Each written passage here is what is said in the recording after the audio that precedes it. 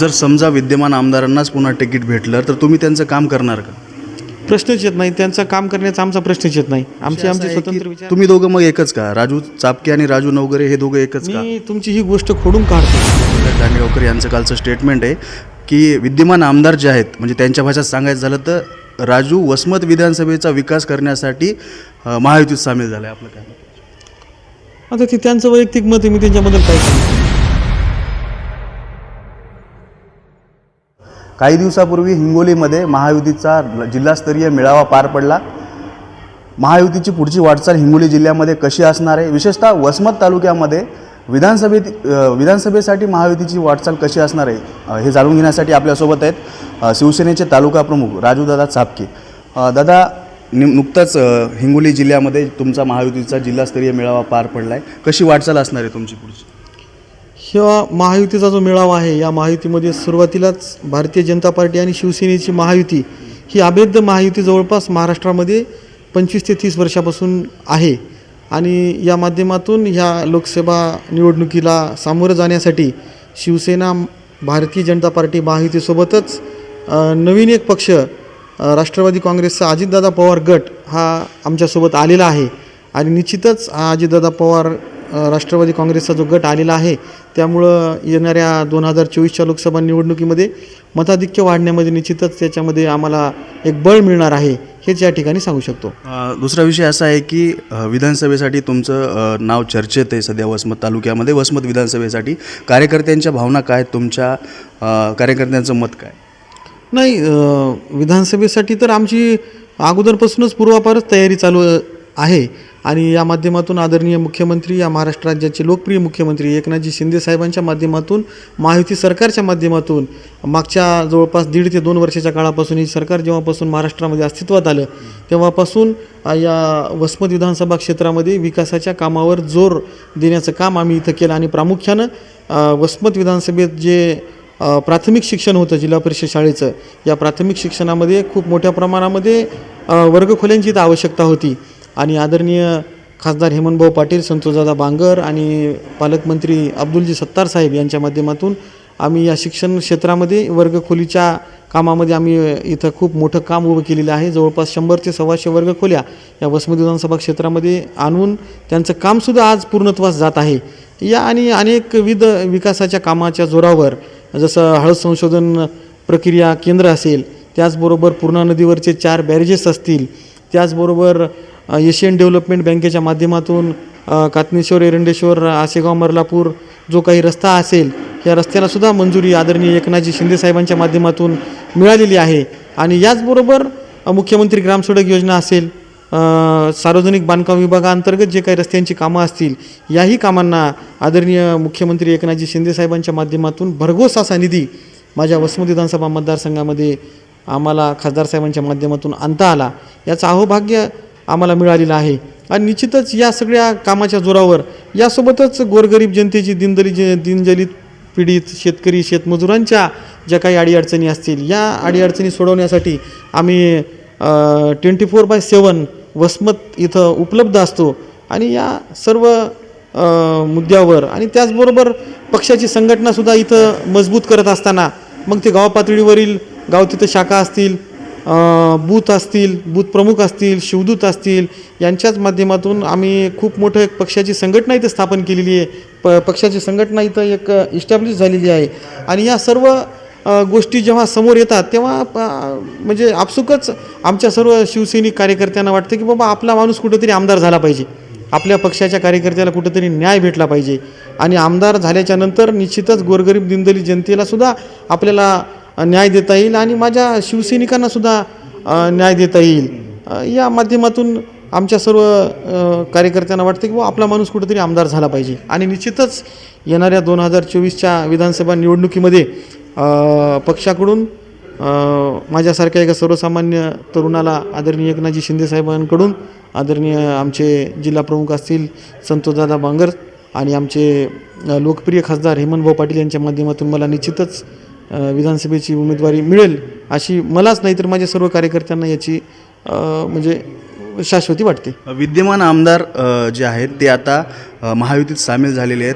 तुम्ही सुद्धा इच्छुक आहात विधानसभेसाठी, मग तिकीट कोणाला मिळेल? रनिंग आमदार जे आहेत त्यांना प्रथम प्राधान्य दिलेलं आपण पाहतो. मी आपल्याला सर्वप्रथम इथं सांगू इच्छितो की ही जी काही महायुती झालेली आहे आणि या महायुतीमध्ये भारतीय जनता पार्टी आणि शिवसेना ही यांची तर ऐतिहासिक युती आहे. कारण या युतीला आदरणीय हिंदू हृदय सम्राट सरसेनापती बाळासाहेब ठाकरे आणि त्यावेळचे प्रधानमंत्री अटल बिहारी वाजपेयीजी, प्रमोदजी महाजन यांनी जी युती त्यावेळेस युतीची सुरुवात केलेली आहे आणि युतीची बीजं रोवलेली आहेत. ह्या युतीची बीजं आजपर्यंतसुद्धा चांगल्या प्रकारे त्याचं एक झाड, एक मोठं वटवृक्ष झालेलं आहे. आणि या वटवृक्षाच्या सावलीमध्ये राष्ट्रवादी काँग्रेसचे अजितदादा पवार जो गट आहे त्यांचा, अजितदादांचा गट आहे आणि त्या गटातील त्यांचे जे आमदार खासदार असतील ते यामध्ये महायुतीमध्ये सामील झालेले आहेत. आणि निश्चितच ही जी काही शिवसेना, भारतीय जनता पार्टी, राष्ट्रवादी ही महायुती आणि या महायुतीमध्ये म्हणजे आमचा जो काही अंदाज आहे की राष्ट्रवादी फक्त लोकसभेपर्यंतच या महायुतीमध्ये राहील असा आमचा सर्वांचा कयास आहे, आमचा सर्वांचा अंदाज आहे. आणि येणाऱ्या 2024च्या विधानसभा निवडणुकीमध्ये भारतीय जनता पार्टी आणि शिवसेना ही जी काही आमची अभेद्य युती आहे, ही अभेद्य महायुती आहे, हीच या पुढच्या काळामध्ये विधानसभेला सोबत राहून काम करेल असा आमचा सर्वांचा विश्वास आहे. आणि या माध्यमातून शिवसेना भारतीय जनता पार्टीचा उमेदवार म्हणून मला काम करण्याची इथं संधी मिळेल. आदरणीय एकनाथजी शिंदेसाहेब असतील, आदरणीय देवेंद्रजी फडणवीस असतील, हे माझ्या कामाची पावती म्हणून मला विधानसभेची उमेदवारी देतील अशी मला इथं आशा वाटते. जर समजा विद्यमान आमदारांनाच पुन्हा तिकीट भेटलं तर तुम्ही त्यांचं काम करणार का? प्रश्नच येत नाही. त्यांचं काम करण्याचा आमचा प्रश्नच येत नाही. आमची स्वतंत्र विचारधारा आहे. आम्ही हिंदुत्ववादी पक्ष आहेत, त्यांचा पुरोगामी पक्ष आहे असं ते म्हणतात. असं मला माहीत नाही, असं ते म्हणतात. कारण 14 तारखेच्या जो महायुतीचा कार्यक्रम होता त्या कार्यक्रमामध्ये त्यांनी ठासून तिथं सांगितलं की पुरोगामी म्हणजे सेक्युलर आहे. मग आम्ही पुरोगामी, महाराष्ट्रामध्ये सर्वच पुरोगामी आहेत. त्याच्याबद्दल असं वेगळं काही सांगण्याची गरज आम्हाला तरी वाटत नाही. त्यातल्या त्यात आम्ही हिंदुत्ववादी पक्ष आहोत. भारतीय जनता पार्टी असेल, शिवसेना असेल, आमचा हिंदुत्वाचा अजेंडा आहे आणि हिंदुत्वाचा अजेंडा पुढे नेत असताना आम्ही त्यासोबतच या महाराष्ट्राचा जो सर्वांगीण विकास करण्याचा जो काही विडा आहे तो आदरणीय एकनाथजी शिंदेसाहेब आणि देवेंद्रजी फडणवीस साहेब यांच्या माध्यमातून महाराष्ट्रामध्ये चालू आहे. ते सगळं झालं, पण आता विद्यमान आमदार आहेत ते महायुतीत आहेत, तुम्हाला त्यांचं काम करावं लागणार आहे. विषय असा आहे की तुम्ही दोघं मग एकच का? राजू चापके आणि राजू नवगरे हे दोघं एकच का? मी तुमची ही गोष्ट खोडून काढतो की महायुती ही लोकसभेसाठी झालेली आहे. पुनश्च आपल्याला पुन्हा एकदा सांगू इच्छितो की महायुती ही लोकसभेची झालेली आहे. 2019 पासून या महाराष्ट्र राज्यामध्ये दर दिवशी राजकारणामध्ये काय वेगवेगळ्या गोष्टी घडायल्यात या गोष्टी मला आपल्याला सांगण्याची गरज वाटत नाही. त्यामुळं ही जी काही महायुतीमध्ये अजितदादा पवार गट जो सामील झालेला आहे हा मला वाटतं की लोकसभेपर्यंतचाच हा त्यांचा आमच्यासोबतचा प्रवास राहील असा आमचा सगळ्यांचा कयास आहे. आणि निश्चित येणाऱ्या काळामध्ये आमचे 2 विचारधारा आहेत. तुम्ही ज्यांचं नाव घेतलं त्यांची विचारधारा वेगळी आहे, आमची विचारधारा वेगळी आहे. निश्चितच या 2 विचारधारा कधीही विधानसभेला एकत्र होणार नाहीत. ना मी त्यांचा झेंडा घेईल असं बिलकुल तुम्ही तुमच्या मनात बाळगू नका. आमचा स्वतंत्रपणे झेंडा घेऊन आमच्या शिवसेनेच्या माध्यमातून, भारतीय जनता पार्टीच्या माध्यमातून जो कार्यकर्ता आमचा एकत्रित झालेला आहे त्यांच्या माध्यमातून गावपातळीवर जो आम्ही विकास केलेला आहे, गावपातळीवर जी संघटना बांधलेली आहे त्याच्या माध्यमातून आम्ही आमची विधानसभा निवडणूक निश्चितच कुणाचा दुसऱ्याचा झेंडा घेऊन नाही लढणार, तर आमचा स्वतःचा झेंडा घेऊनच शिवसेना म्हणून आम्ही तिथं लढणार हे आपल्याला इथं ठामपणे मी सांगतो. तुमच्या पक्षाचे आमदार आहेत संतोष बांगर, ते म्हणतात की मोदी जर पंतप्रधान नाही झाले तर मी भर चौकामध्ये फाशी घेईन. त्यांनी केलेलं वक्तव्य आहे. मी त्याच्यावर काही गोष्टी इथं सांगणं म्हणजे चुकीचं होईल, कारण त्यांचं ते स्वतःचं मत आहे आणि त्यांचं मत खरं आहे की आदरणीय प्रधानमंत्री, या देशाचे प्रधानमंत्री आदरणीय नरेंद्रजी मोदी यांनी जे काही विकासाचं काम इथं उभं केलेलं आहे, मग त्यामध्ये हिंदू हृदय सम्राट सरसेनापती बाळासाहेब ठाकरे यांचं एक स्वप्न होतं. त्यांनी सांगितलं होतं की मला 1 तासासाठी या देशाचं प्रधानमंत्री करा. मी सुरुवातीला काय करेल तर काश्मीरमधलं 370 कलम अगोदर हटवेल आणि राम मंदिराचा प्रश्न निकाली लावून तिथं राम मंदिराचं काम मी अगोदर चालू करेल.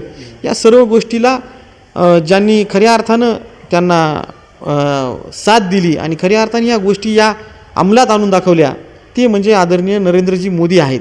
आणि त्यामुळे येणाऱ्या काळामध्ये त्यांच्या विकासाच्या कामाच्या जोरावर, त्यांच्या हिंदुत्वाच्या कार्यशैलीवर निश्चितच ती या देशाचे पुन्हा एकदा तिसऱ्यांदा प्रधानमंत्री म्हणून आपल्याला पाहावयास मिळतील, याच्यामध्ये किंचितही आम्हाला कुणालाही शंका वाटत नाही. त्यामुळे आदरणीय आमचे जिल्हाप्रमुख तथा आमदार संतोषदादा बांगर यांनी हे वक्तव्य केलेलं आहे. राष्ट्रवादीचे सर्वेसर्वा जयप्रकाश दांडेगावकर यांचं कालचं स्टेटमेंट आहे की विद्यमान आमदार जे आहेत, म्हणजे त्यांच्या भाषेत सांगायचं झालं तर राजू वसमत विधानसभेचा विकास करण्यासाठी महायुतीत सामील झालं आहे. आपलं काय? आता ते त्यांचं वैयक्तिक मत आहे, मी त्यांच्याबद्दल काय सांगू शकतो. आणि आम्हाला तरी वाटतं की आदरणीय सहकार क्षेत्रामध्ये ज्यांचं मोठं योगदान आहे आणि या विकासामध्ये सुद्धा त्यांचं वसमत तालुक्याच्या म्हणजे बऱ्यापैकी चांगलं योगदान आहे, असे जयप्रकाश दांडेगावकर साहेब हे शरद पवार म्हणजे महायुतीचा धर्म पाळायचा नाही असं त्यांचं म्हणणं आहे का, किंवा विकास करायसाठीच महायुतीत सामील झालो असं काय वाटतं? नाही, मला वाटतं की आदरणीय दांडेगावकर साहेब हे शरद पवार साहेबांच्या सोबत आहेत. म्हणजे शरद पवार, आता राष्ट्रवादीचे 2 गट झाले, त्या 2 गटामध्ये एक शरद पवार साहेबांचा गट आणि दुसरा अजित पवार साहेबांचा गट. तर याच्यामध्ये अजित पवार साहेबांसोबत इथले आताचे रनिंग आमदार आहेत ते आहेत आणि शरद पवार साहेबांसोबत जयप्रकाश दांडेगावकर साहेब असं आम्ही इथं समजतो. परंतु ते दोघंजण जर एकच स्वतःला समजत असतील तर हे लोकांना वेड्यात काढण्याचं काम आणि कुठेतरी जनतेला मूर्खात काढण्याचं काम चालवलेलं दिसत आहे, असं या ठिकाणी स्पष्ट दिसत आहे. आणि जनता सुज्ञ आहे, जनतेला कोण काय आहे आणि कोण कोणासोबत आहे निश्चितच यांच्या या वक्तव्यामधून, या गौड बंगाल जो आहे यांच्या वक्तव्याचा, त्याच्यामधील जनता त्यांचा मार्ग काढेल. येत्या 22 जानेवारीला प्रभू श्रीरामाची अयोध्येमध्ये प्राणप्रतिष्ठापना होणार आहे. कसा उत्सव त्या दिवशी साजरा करणार आहात तुम्ही?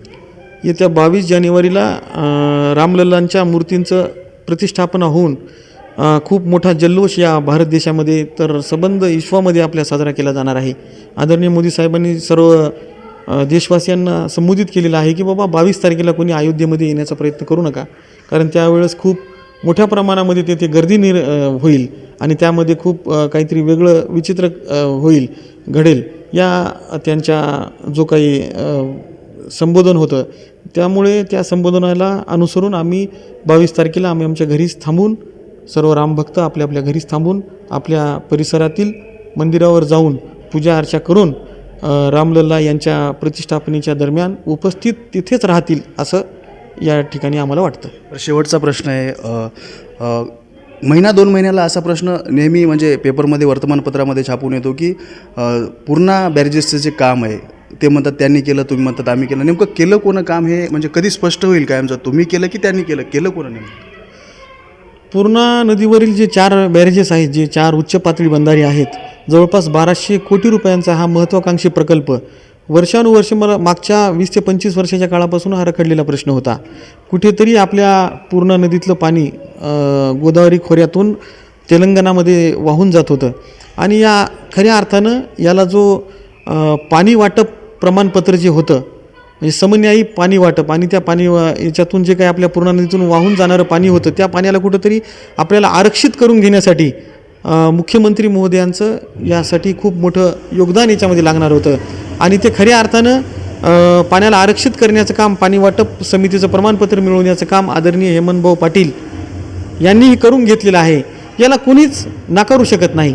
आणि खऱ्या अर्थानं तिथं जेव्हा पाणी वाटप प्रमाणपत्र आणि पाणी आरक्षित करण्याचं जे प्रमाणपत्र आदरणीय मुख्यमंत्री एकनाथजी शिंदे साहेबांकडून आदरणीय हेमंतभाऊ यांनी प्राप्त करून घेतल्यानंतरच बंधाऱ्यांसाठी पुढचा निधी देण्याचं काम, त्याला प्रशासकीय मान्यता देण्याचं काम हे करण्यात आलं. आणि ते काम या आपल्या जो मराठवाडा मुक्तीसंग्राम दिन होता, मुक्तीसंग्राम दिनाच्या दिवशी आदरणीय एकनाथजी शिंदे साहेब आणि देवेंद्रजी फडणवीस साहेब यांनी सांगितलं होतं की अजितदादा पवार साहेब या माहितीमध्ये येण्याच्या अगोदरच आम्ही या बंधाऱ्यांना मंजुरी दिलेली आहे. असं प्रामुख्यानं तुम्ही तो व्हिडिओ काढून पहा की या अगोदरच मी आणि देवेंद्रजींनी या बंधाऱ्यांसाठी मान्यता, प्रशासकीय मान्यता दिलेली आहे आणि त्याची घोषणा फक्त त्यांनी मराठवाडा मुक्तीसंग्राम दिनाच्या दिवशी संभाजीनगर येथे केलेली आहे.